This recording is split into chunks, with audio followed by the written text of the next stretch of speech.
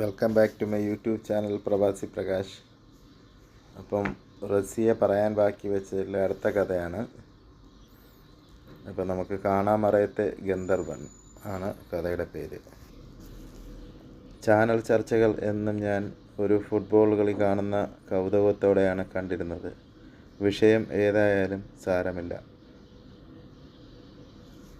കുറ്റം ഉരുട്ടി മറ്റേ പാർട്ടിക്കാരൻ്റെ ഗോൾ പോസ്റ്റിൽ എത്തിക്കും. അവർ അവിടെ നിന്ന് എങ്ങനെയെങ്കിലും പന്ത് കൈക്കലാക്കി തിരിച്ച് അങ്ങോട്ട് അയക്കും. വിഷയം കൊറോണയായാലും സ്ഥിതിയിൽ മാറ്റമില്ല. മാനവരാശിയെ മുഴുവനായും ബാധിക്കുന്ന പ്രശ്നം. എന്നാൽ ഒന്നിച്ചു നിന്ന് പൊരുതാമെന്ന് ആർക്കും തോന്നുന്നില്ല. അപ്പോഴും പാർട്ടി, ജാതി, പ്രതിപക്ഷം, ഭരണപക്ഷം, മനുഷ്യനെന്ന മേൽവിലാസം മാത്രമില്ല. നാട്ടിലേക്ക് പറക്കാൻ വെമ്പുന്ന പ്രവാസികൾ, അന്യനാട്ടിൽ മരിച്ചുപോയ മകൻ്റെ മുഖം അവസാനമായി കാണാൻ പറ്റാത്ത വിഷമത്തിൽ അലമുറയിട്ട് കരയുന്ന അമ്മ, എല്ലാ ദുഃഖത്തിൻ്റെ മുകളിലും രാഷ്ട്രീയത്തിൻ്റെ മുദ്ര പതിപ്പിക്കുമ്പോൾ വേറിട്ട ചില മനുഷ്യസ്നേഹികൾ മനസ്സിൽ സ്ഥാനം പിടിച്ചു. അതിൽ പെട്ടു ആ കട്ടിമീശക്കാരൻ. അയാൾ രാഷ്ട്രീയം ഉണ്ടെങ്കിലും സമൂഹത്തിന് മുന്നിൽ അയാൾ ഒന്നും പറഞ്ഞില്ല. മരിക്കുന്നവരുടെ എണ്ണമായിരുന്നു അയാളുടെ വേവലാതി. ശ്വാസം കിട്ടാതെ മരിച്ചു പോകുന്നവരെപ്പറ്റി മാത്രം അയാൾ സംസാരിച്ചു. അവർക്ക് വേണ്ടി എന്തും ചെയ്യാൻ പറ്റും. അതായിരുന്നു അയാളുടെ മുഖത്ത് തെളിഞ്ഞു കണ്ട ആശങ്കയുടെ കാരണം. തിരിച്ചു വരാൻ പറ്റാത്ത പ്രവാസിയെ നാട്ടിൽ എത്തിക്കുക, ഭക്ഷണമില്ലാത്ത ക്യാമ്പുകളിൽ ഭക്ഷണം എത്തിക്കുക, അങ്ങനെ നീളുന്നു അദ്ദേഹത്തിൻ്റെ വേവലാതികൾ. ഇമമിഴി വിടാതെ ഞാൻ നോക്കിയിരുന്നു ആ ചാനൽ ചർച്ച. ഇങ്ങനെയും ഉണ്ടോ മനുഷ്യർ? പതിവ് പോലെ എങ്ങും എത്താതെ ചർച്ച നിർത്തി പോകുന്ന അവതാരകൻ്റെ കൂടെ ഞാനും ഇറങ്ങിപ്പോയി. അവതാരകൻ അവൻ്റെ വീട്ടിലേക്കും ഞാൻ പരിചയമില്ലാത്ത വ്യക്തിയുടെ തറവാടായ ഫേസ്ബുക്കിലേക്കും. സെർച്ച് അദ്ദേഹത്തിൻ്റെ പേരടിച്ചു. 3 അക്ഷരം അടിച്ചപ്പോഴേക്കും തെളിഞ്ഞു വന്നു അദ്ദേഹത്തിൻ്റെ മുഖം. 4999 ഫ്രണ്ട്സ്. അതിൽ ഒരാളാവാൻ പറ്റും എന്ന ഒരു വിശ്വാസവുമില്ലാതെ വെറുതെ ഒരു റിക്വസ്റ്റ് ഇട്ടു. ഗൂഗിളും ഫേസ്ബുക്കും കൈകോർത്ത് പിടിച്ച കാരണം എന്നെ ജിമെയിൽ വിളിച്ചുണർത്തി. 5000 തികച്ചു. എന്നെ ആ സൗഹൃദ വലയത്തിൽ കൂട്ടിയിരിക്കുന്നു. ഓടി മെസ്സഞ്ചറിലേക്ക് നന്ദി പറയാൻ എൻ്റെ എല്ലാ ചോദ്യങ്ങൾക്കും പക്വതയുള്ള ഉത്തരങ്ങൾ. കുറേ കാലം കാണാതായിരുന്ന 2 സുഹൃത്തുക്കളെ പോലെ ഞങ്ങൾ മിണ്ടിത്തുടങ്ങി. പിരിയുമ്പോൾ ഒരു സ്ഥാനക്കയറ്റവും. ഫേസ്ബുക്കിൽ നിന്ന് വാട്സാപ്പിലേക്ക്. ഇത്രയും ഉന്നതിയിൽ ഇരിക്കുന്ന ഒരാൾ എൻ്റെ ആജ്ഞയ്ക്ക് വെളിച്ചം വിതറുന്നതിനപ്പുറം എന്തോ ഒരു സന്തോഷം, ഒരു മനസ്സുഖം. ഡോക്ടർ ബ്രയൻ വെയ്സിൻ്റെ ഓൺലി ലവ് ഈസ് റിയൽ വായിച്ചതിൻ്റെ ആവേശമാണോ? സോൾമേറ്റ് അറിയില്ല. പക്ഷെ നമ്മുടെ ഇഷ്ടങ്ങൾക്ക് ന്യൂജൻ ഭാഷയിൽ പറഞ്ഞാൽ ഒടുക്കത്തെ സാമീപ്യം. എൻ്റെ റിലേഷൻഷിപ്പ് അദ്ദേഹം ചോദിച്ചില്ല, ഞാൻ അദ്ദേഹത്തിൻ്റെയും. ഒരു ഗൂഗിൾ ക്ലിക്കിൽ അദ്ദേഹത്തിൻ്റെ ജീവിതചരിത്രം വരുമായിരിക്കാം. പക്ഷേ ഞാൻ അന്വേഷിച്ചില്ല. അദ്ദേഹം പറയുന്നത് കേൾക്കാനായിരുന്നു ഇഷ്ടം, അത് വിശ്വസിക്കാനായിരുന്നു ഇഷ്ടം. വാട്സാപ്പിൽ സെക്കൻഡ് വീഴുന്ന നീല ടിക്ക് മാർക്കുകൾ എന്നിൽ എന്തെന്നില്ലാത്ത സന്തോഷമുണ്ടാക്കി. സംഗീത ചുവയുള്ള ഉത്തരങ്ങൾ, ലവ് ചിഹ്നമുള്ള ഇമോജികൾ എന്നെ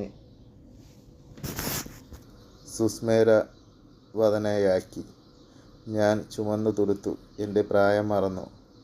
ബ്രേക്ക്ഫാസ്റ്റും ലഞ്ചും ഡിന്നറും നമ്മൾ ഒന്നിച്ചു കഴിച്ചു. ഒരു ഫോണിനപ്പുറം ഇപ്പുറവും ഇരുന്ന്. അദ്ദേഹം സൂം മീറ്റിങ്ങുകളിൽ അദൃശ്യയായി ഞാനുണ്ടായിരുന്നു. എൻ്റെ വാക്കുകളിലെ ചിരി അദ്ദേഹത്തിന് കാണാമായിരുന്നു. അദ്ദേഹത്തിൻ്റെ വാക്കുകളുടെ തീവ്രത എന്നിലൊരു പുതുജീവൻ ഉടലെടുത്തു. ദിവസങ്ങൾ മാസങ്ങളായും വർഷങ്ങളായും കടന്നുപോയി. ഒരിക്കൽ പോലും എന്നെ കാണണം എന്ന് അദ്ദേഹം പറഞ്ഞില്ല. അതുപോലെ ഞാനും.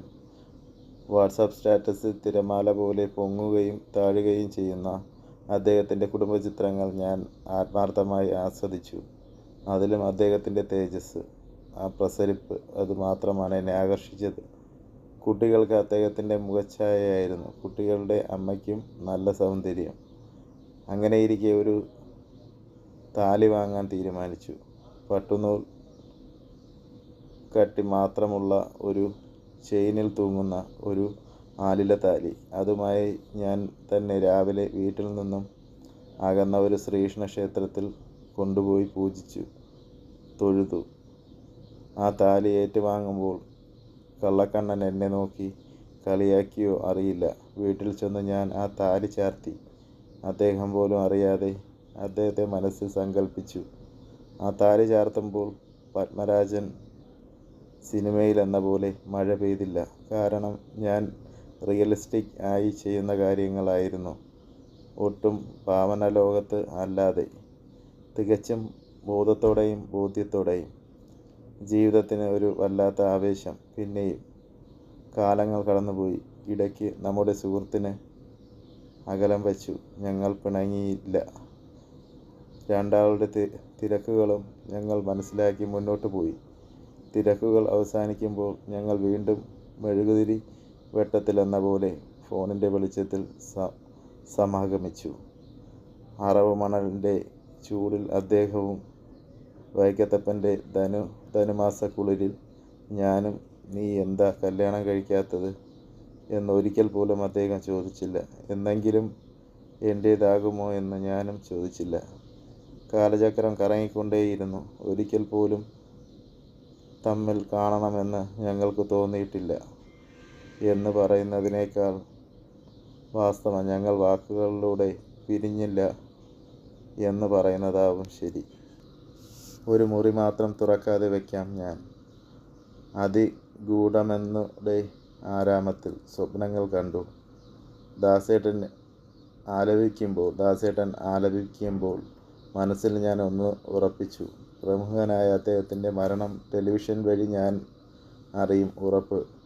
അന്ന് ഞാൻ ഈ നിറങ്ങളോട് വിട പറയും. അദ്ദേഹത്തിൻ്റെ വിധവയാകാൻ മാപ്പും രജിസ്ട്രേഷനും വേണ്ടല്ലോ. അതല്ല, ഇനി ഞാനാണ് ആദ്യം പോകുന്നതെങ്കിൽ ആ പട്ടുനൂലിൻ്റെ അറ്റത്തെ തൂങ്ങുന്ന എൻ്റെ ഹൃദയത്തോട് ചേർന്നിരിക്കുന്ന ആലിലത്താലിയുമായി ഞാൻ യാത്രയാകും. അടുത്ത ജന്മം ഒന്നിക്കാം എന്ന ശുഭാപ്തി വിശ്വാസത്തിൽ. പ്രണയം ആത്മഹത്യ ചെയ്യില്ല. മനുഷ്യൻ മരിക്കുമ്പോൾ അവൻ്റെ കൂടെ ആ പ്രണയം മരിക്കുന്നു. ചതിയുടെയും വഞ്ചനയുടെയും വാർത്തകൾ വായിച്ചു മടുക്കുന്ന നമ്മൾ ഓർക്കേണ്ടത് അതൊരു 10% താഴെയുള്ള ഒറ്റപ്പെട്ട സംഭവമാണ്. രാവിലെ എഴുന്നേറ്റു പല്ല് തേക്കുന്നതും ചായ കുടിക്കുന്നതും മാധ്യമങ്ങളിൽ വാർത്തയാകുന്നില്ല. കാരണം അതൊരു നിത്യസംഭവമാണ്, ഒരു നിത്യചര്യയാണ്. അതുപോലെ തന്നെയാണ് പ്രണയവും. ഭംഗിയുള്ള ആത്മാക്കൾ ഇപ്പോഴും ഭൂമിയിലുണ്ട്. അവരുടെ ആത്മാർത്ഥത, അവരുടെ സ്നേഹം, അവരുടെ പ്രണയം അവരോടൊപ്പം ചിതയിൽ ആളിക്കത്തും, ആരെയും വേദനിപ്പിക്കാതെ. ഇതാണ് ഈ കഥയുടെ ഉള്ളടക്കം കേട്ടോ. അപ്പോൾ അടുത്ത കഥയിലോട്ട് പോവാം. അടുത്ത കഥയുടെ പേരാണ് ഒരു ഫേസ്ബുക്ക് പോസ്റ്റ്. ഒരു പുത്തനുടുപ്പും ധരിച്ച് കണ്ണാടി നോക്കുമ്പോൾ എനിക്ക് തന്നെ തോന്നും നല്ല ഭംഗിയെന്ന് വെച്ച് ഞാൻ ഐശ്വര്യ റായ് ആണ് എന്നല്ല. ചിലർ നോക്കി പറയും കലക്കി കേട്ടോ, ചിലർ പറയും ഭംഗിയുണ്ട് കേട്ടോ. നല്ല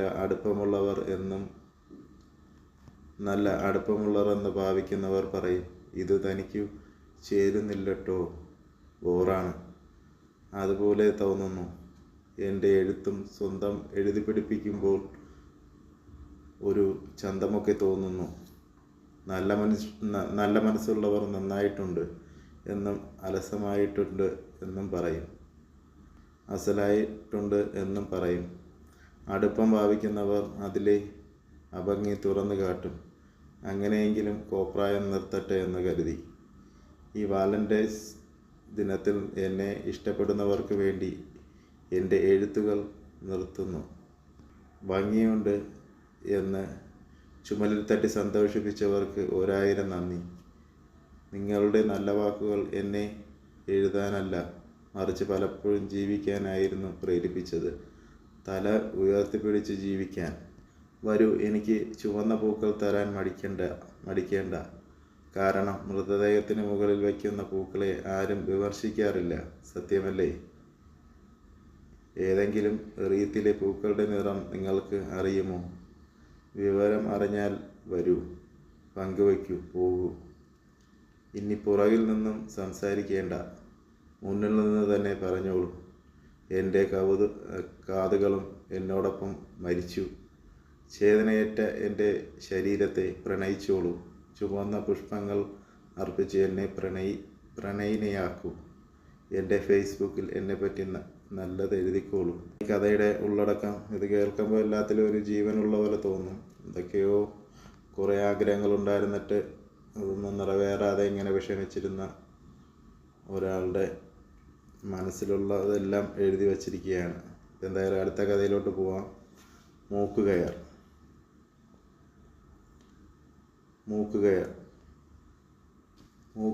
പശു, കാള, പോത്ത് ഇവർക്ക് മാത്രമുള്ളതാണോ അത്? പ്രിയ തൻ്റെ കഴുത്തിലെ താലി വലിച്ചു നോക്കി. അതിൻ്റെ എക്സ്റ്റൻഷൻ മൂക്കിലേക്ക് നീളുന്നുണ്ടോ? അത് വലിച്ചുകൊണ്ട് അവൾ ജനലിന് പുറത്തേക്ക് നോക്കി. ഒരു പശുവിന് വേണ്ടി മുഴുവൻ ജീവിതം സമർപ്പിച്ച വ്യക്തി സുരേഷ് കാലത്തെ ഇറങ്ങിക്കോളും. പുല്ലുള്ള സ്ഥലത്തും പുല്ലില്ലാത്ത സ്ഥലത്തും. എന്തിനെന്നല്ലേ, പശുവുണ്ട് അവൻ്റെ കൂടെ. വെറും പശുവല്ല, നല്ല ക്ലാസ് സിന്ധി പശു. കുളിക്കടവാണ് ഇഷ്ടസ്ഥലം. അവനും പശുവിനും പച്ചപ്പുല്ലും വെള്ളവും ഒന്നിച്ച് സിന്ധി പശുവിന് കിട്ടുന്നത് കൊണ്ടല്ല. 18 തികയാത്ത ശാന്തയും 35 കഴിഞ്ഞ വത്സലയും ഭർത്താവ് ഗൾഫിലുള്ള ലില്ലിയും അവിടെയാണ് കുളിക്കാൻ വരാറുള്ളത്. അമ്മയും സുഹൃത്തുക്കളും നീട്ടി വിളിച്ച് ചോദിക്കും, സുരേഷ് നീ എവിടെയാ? ഞാൻ പാടത്താണ്, പശുവിനെ മേയ്ക്കാൻ. അമ്മ മനസ്സിൽ സന്തോഷിക്കും. ഉത്തമനായ പുത്രൻ, നല്ല അസല് പാൽ തരുന്ന കുടുംബത്തിൻ്റെ അത്താണി ആയ സിന്ധി പശു ഇന്ന് താമസിക്കുന്ന വീട്, കഴിക്കുന്ന ഭക്ഷണം എല്ലാം അവളുടേതാണ്. ആ സിന്ധി പശുവിൻ്റെ. അവളുടെ പാൽ പുളിച്ചു തൈരാവും. കടഞ്ഞെടുത്ത് വെണ്ണയായും മോരായും വിറ്റു കാശുണ്ടാക്കി ആ കുടുംബം ഉയർച്ചയിൽ നിന്ന് ഉയർച്ചയിലേക്ക് നീങ്ങി. തൻ്റെ മോൻ്റെ നോട്ടം കൊണ്ടാണ് പശു അളവിലധികം പാൽ തരുന്നത്. ദല്ലാൽ ഭാസ്കരൻ ഈ പശുവിൻ്റെ കാര്യം പറഞ്ഞപ്പോൾ ഇത്രയും ഉപകരിക്കുമെന്ന് കരുതിയില്ല. ഇതൊരു ലോട്ടറിയാണ്, സർക്കാരിൻ്റെ കാരുണ്യ ലോട്ടറി അല്ലാട്ടോ. ഇവിടെ ആരോടും കരുണയില്ല. മുഴുവൻ സമ്പാദ്യം ഈ കുടുംബത്തിന് മാത്രമുള്ളതാണ്. സുരേഷ് നല്ല ചെക്കൻ. ഏതു നേരവും അവൻ്റെ കയ്യിൽ കയറുണ്ട്. ജോലിയിൽ വ്യാപൃതൻ. കയറിൻ്റെ അറ്റത്ത് നല്ല വെളുത്തു കൊഴുത്ത സിന്ധി പശു. സുരേഷിനെ കാണുമ്പോൾ പെണ്ണുങ്ങൾ മാറുമറക്കില്ല. വെള്ളത്തിനിടയിൽ ഒളിക്കാറുമില്ല. കാരണം അവർ നാണം ഇല്ലാത്തവർ ആയിട്ടല്ല, പകരം സുരേഷ് നല്ലവനാണ്. അവൻ നോക്കില്ല, അവൻ നമ്മളെ ശ്രദ്ധിക്കില്ല എന്ന ഉത്തമ ബോധ്യമുള്ളത് കൊണ്ടാണ്. അവൻ്റെ ജീവിതം എന്തിലധികം ശ്വാസം പോലും ആ സിന്ധി പശുവിന് വേണ്ടിയാണ്. എന്നാൽ സുരേഷ് അവൻ പുളകം കൊള്ളുന്നത് ആ പെണ്ണുങ്ങളുടെ മാറ് കണ്ടിട്ടാണ്. പശു തിന്നുന്നതും തീറ്റുന്നതും സെക്കൻഡറി, കുളിസിൻ അതാണ് പ്രൈമറി. ആനന്ദ നിർവൃതിയിൽ ചില സമയങ്ങൾ അവൻ ആ സിന്ധി പശുവിൻ്റെ അകിട് തഴി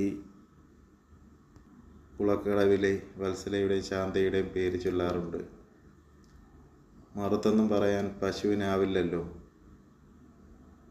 24/7 ഈ സിന്ധി പശുവുമായി നടക്കുന്ന ഉത്തമനായ സുരേഷിൻ്റെ കഥയിൽ പൊതുജനം ശ്രദ്ധിക്കാതെ ഒന്ന് രണ്ട് കാര്യമുണ്ട്. ഒന്ന്, പുല്ലുള്ള സ്ഥലത്താവില്ല അവൻ അവളെ മേയ്ക്കുന്നത്. 2, ശാന്തയുടെ കുളി കഴിഞ്ഞാൽ അന്നത്തെ മേയ്ക്ക തീർന്നു. പിന്നെ മൂക്കുകയർ ചേർത്ത് ഒറ്റ വലിയാണ്. ചില സമയത്ത് മൂക്കിൽ നിന്ന് ചോര പൊടിയും. എന്നാലും വേണ്ടില്ല, അവൻ അവളെയും വലിച്ച് ഓടും. എന്തിനെന്നല്ലേ, നനഞ്ഞ അവളുടെ പുറകുവശം കാണാൻ. ഒരിക്കൽ പശുവിനെ കുളിപ്പിക്കുമ്പോൾ അമ്മ ചോദിച്ചു, സുരേഷേ, ഇതെന്താ ഇവളുടെ മൂക്കിൽ ചോര? സുരേഷ് കുളിമുറിയിൽ നിന്നും ഉത്തരം പറഞ്ഞു, ചില സമയത്ത് ആർത്തിയാണ് അമ്മേ അവൾക്ക്. ആർത്തി മൂത്ത് അറിയാതെ വല്ല തവളയും വിഴുങ്ങേണ്ട എന്ന് കരുതി വലിച്ചതാണ്. അപ്പോഴും മാർക്ക് സുരേഷിനാണ്. അമ്മ സിന്ധി പശുവിൻ്റെ പുറകിൽ അല്പം വേദനിക്കും വിധം തന്നെ തട്ടിപ്പറഞ്ഞു, നിന്റെ ഒരു ആർത്തി എൻ്റെ മോനുള്ള കാരണം നീ വല്ല തവളയും വിഴുങ്ങി ചത്തില്ല. തല തുടച്ച് കുളിമുറിയിൽ നിന്നും പുറത്തു വന്നു സുരേഷ് അമ്മയോട് പറഞ്ഞു, അമ്മേ, നാളെ തൊട്ട് കറവക്കാരൻ വാസുവിനോട് ഞാൻ വരേണ്ട എന്ന് പറഞ്ഞു. അവൻ മുഴുവൻ പാലും കറക്കുന്നില്ല. ഞാൻ കറവ ചെയ്തു കൊള്ളാം. പുതിയ കാറിൻ്റെ EMI കൂടെ അടയ്ക്കാനാ.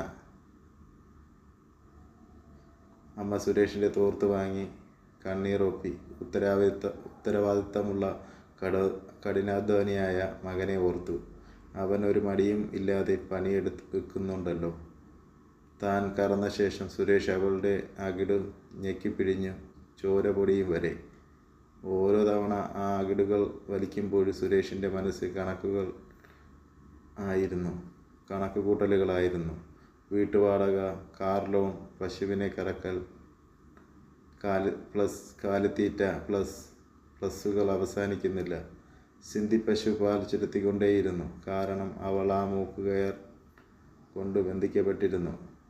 പാൽ കുറച്ച് ചുരത്തുന്നത് കുറഞ്ഞാൽ സുരേഷ് അവളെ വിൽക്കും.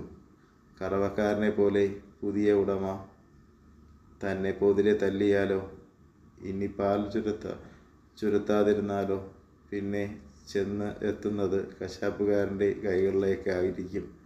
അതുകൊണ്ട് അവൾ പാൽ ചുരത്തിക്കൊണ്ടേയിരുന്നു. പാൽ കുടിക്കുമ്പോൾ, അതിലുണ്ടാക്കിയ ചായ ഊതി കുടിക്കുമ്പോൾ ഏതോ അയൽവാസികൾ പറഞ്ഞു, സുരേഷിൻ്റെ നോട്ടം കൊണ്ടാണ് ആ സിന്ധി പശു നൂറുമേനി പൊഴിയുന്നത്, മീൻ ഇത്ര നല്ല പാൽ തരുന്നത്. പ്രിയ അവളുടെ താരിച്ചരട് സെറ്റ് സാരിയുടെ അകത്തേക്കിട്ട് പാൽ ചുവയുള്ള ചായ ഉണ്ടാക്കാൻ ധൃതിയിൽ എഴുന്നേറ്റു.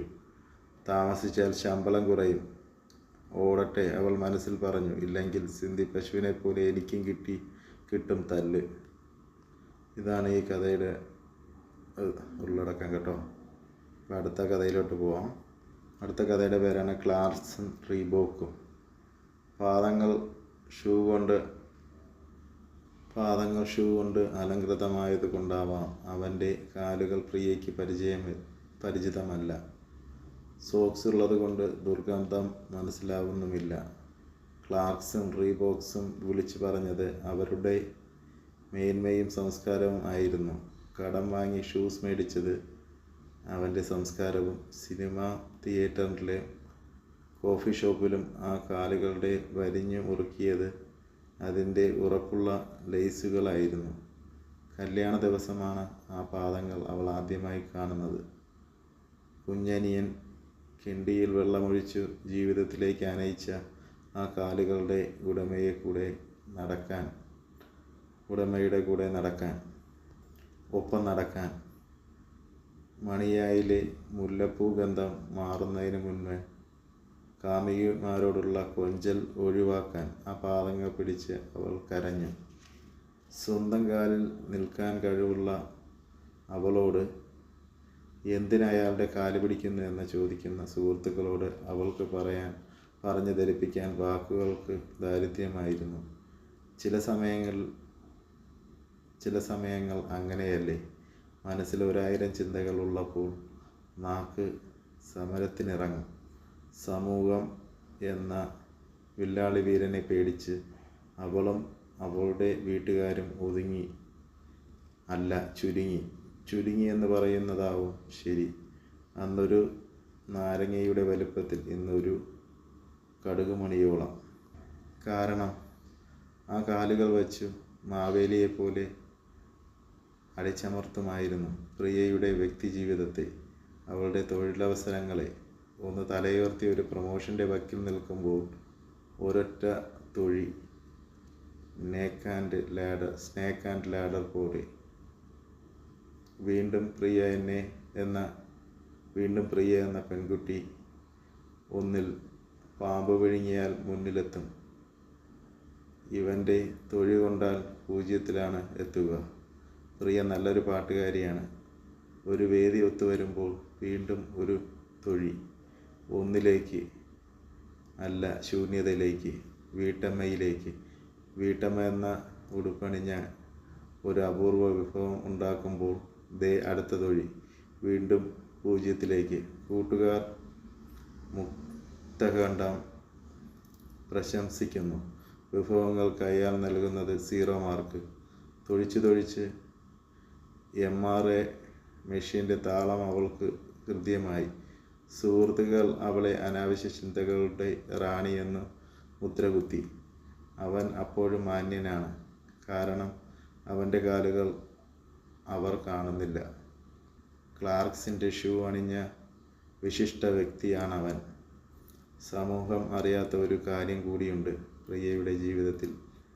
ഇന്ന് അവൻ അണിയുന്ന ക്ലാർക്സിൻ്റെയും റീബോക്കിൻ്റെയും എന്തിന് അധികം വള്ളിച്ചെരുപ്പിൻ്റെ പോലും പൈസ അവളാണ് കൊടുത്തത്. പഞ്ചാരയിൽ കുളിച്ച അവൻ്റെ ആ പാദങ്ങൾ മുള്ളുകയറി പഴുക്കാതിരിക്കാൻ അവൾ വാങ്ങിക്കൊടുത്ത ഷൂ.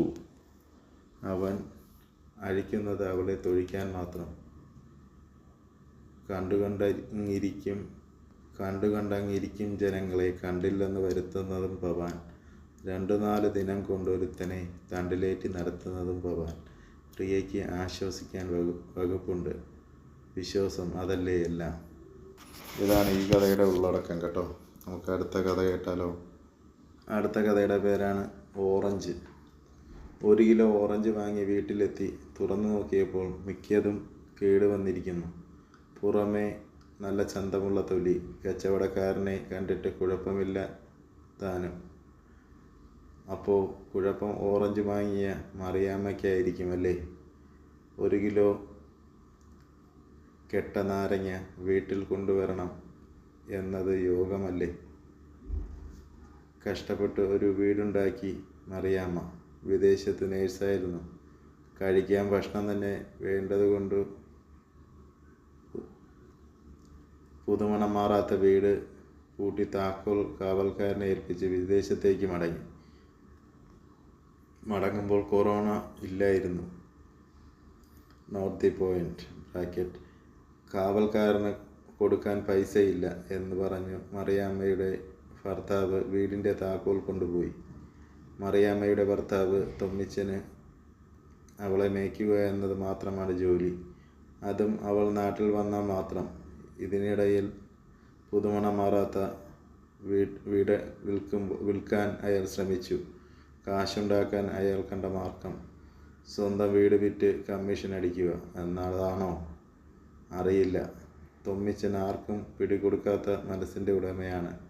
കരഞ്ഞുകൊണ്ട് അവളൊരു സുഹൃത്തിനെ വിളിച്ചു. സങ്കടം പറഞ്ഞു. സുഹൃത്താണെങ്കിൽ സ്വന്തം ഭാര്യയുടെ ശമ്പളം കൈകൊണ്ട് തൊടാത്ത ഉത്തമനായ ഭർത്താവ്. മുലകുടി മാറാത്ത പുതുമണം മാറാത്ത വീട്. താമസിച്ച് ആഗ്രഹം തീർന്നിട്ടില്ല. എത്ര വിയർത്തുണ്ടാക്കിയതാണ്.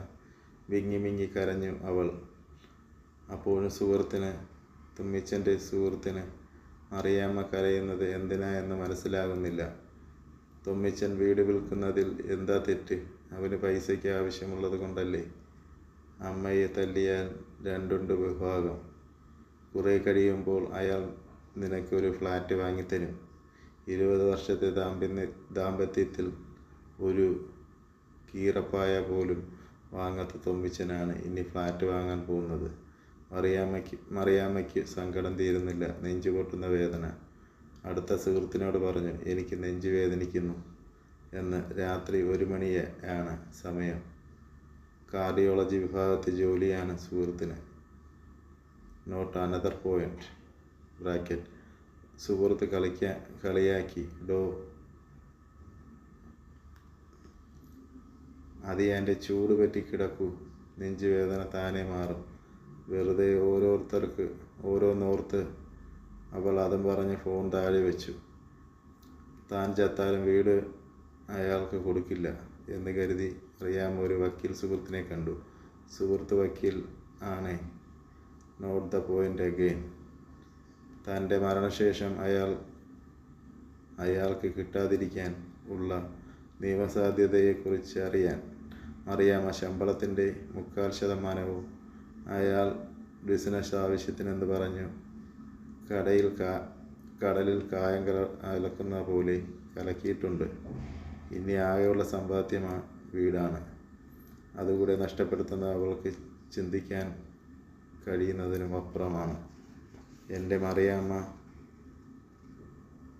വീടാകുമ്പോൾ വഴക്കുണ്ടാകും. ആ സമയങ്ങളിൽ വിൽപത്രം തയ്യാറാക്കുകയല്ല വേണ്ടത്. ചില സമയത്ത് സുഹൃത്തുക്കൾ ഓറഞ്ച് പോലെ ആണോ?